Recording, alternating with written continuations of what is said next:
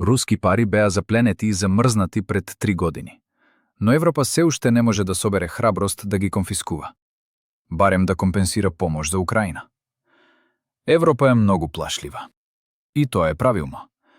Да ја разгледаме оваа проблематика од правна перспектива.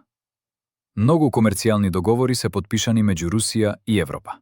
Официјално нема војна. Никој не прогласил војна.